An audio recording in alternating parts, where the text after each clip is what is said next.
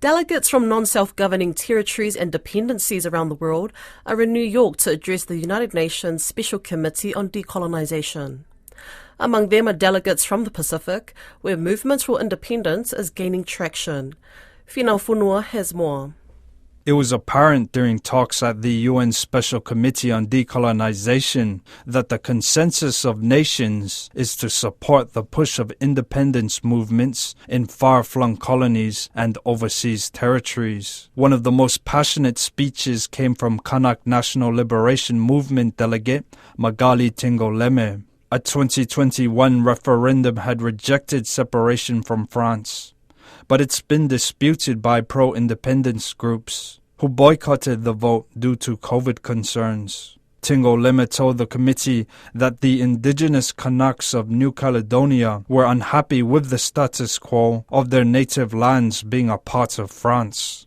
She accused the European superpower of going against the UN's principles of freedom and equality. Chaque fois que nous nous exprimons devant votre institution, nous portons la voix du peuple colonisé. Every time we speak before your institution, we carry the voice of the colonized people.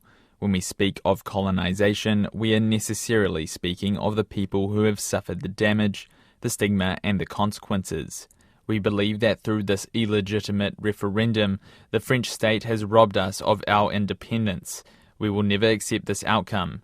And so, unable to contest the results under French internal law, we are turning to the international community for an impartial institution to indicate how to resume a process that complies with international rules on decolonization. Pro-independence Tahitian politician Vanina Krolā also advocated for the independence of a collective of islands in eastern Polynesia, known as French Polynesia. Like New Caledonia, the island group has been a part of France since the 18th century. But opinions of independence are more divided among native French Polynesians who've experienced a more positive historical relationship with Paris than the Kanaks of New Caledonia.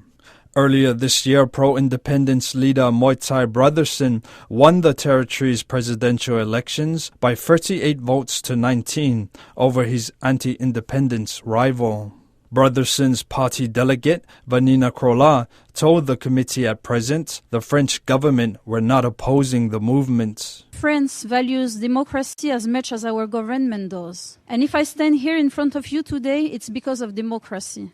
I am here to represent the government that our people has chosen democratically. Our president met with the French president of France, His Excellency Emmanuel Macron, the day after, on June 7th. Madam Chair, I'm here to confirm to your honorable special committee and the world that the government of French Polynesia fully supports the proper decolonization process and self-determination process under the scrutiny of the United Nations. Tokelau's head of government, Cariciano Kalolo, told the Special Committee on Decolonization that he was committed to self-determination.